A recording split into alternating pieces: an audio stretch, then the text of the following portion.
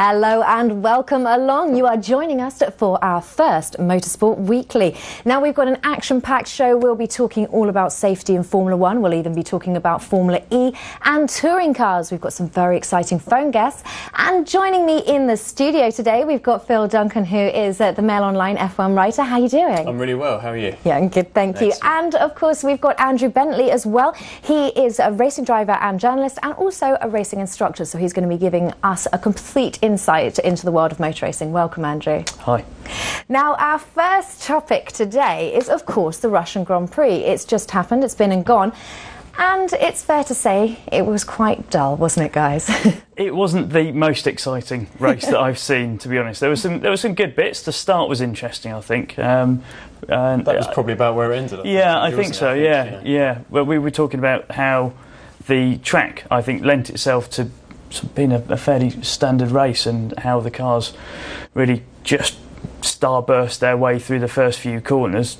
So much runoff available, and then it sorted itself out after that. So obviously, first race in Russia, there was a lot of political talk as well, whether the race should go ahead or not. I don't think anything is going to stop Formula One once it's in motion.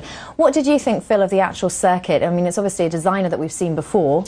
Yeah, I think as Andrew touched on there, the lot of runoff was quite sort of, it just can allow the drivers to use different areas of the track, and which is a bit sort of disappointing because you want the old school circuits where you've got the gravel and the grass, but you don't see as much of that these days on the F1 calendar. I thought it was an okay track, a bit like Valencia, where we haven't seen very interesting races before. That was taken off the calendar.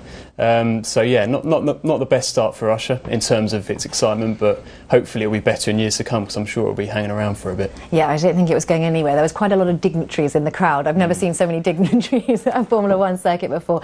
Now, we've been talking a lot. We sort of have got the general gossip going. We've been talking about the Pirelli tyres, and I mean, it's fair to say that the Pirelli tyres contributed to a fairly average race. We saw Rosberg going pretty much the whole circuit, the whole race on one set of tyres. Why do you think Pirelli went so safe with their option? I think they're in a very difficult position. So their name's above the door, and they've got to build a tyre that makes racing interesting. That's their task.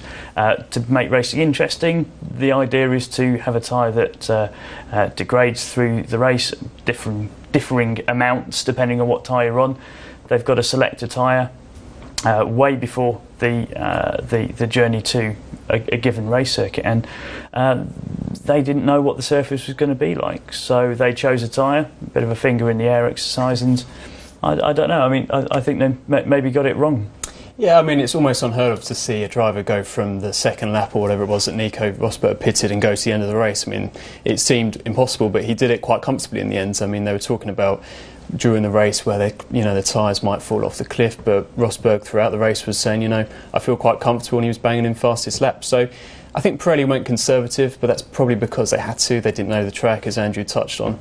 They came in for a lot of flack last year when the British Grand Prix, for instance, when the tyres were exploding everywhere. So yeah, probably too conservative, but they'll be able to, be in the best position for next year when the race returns.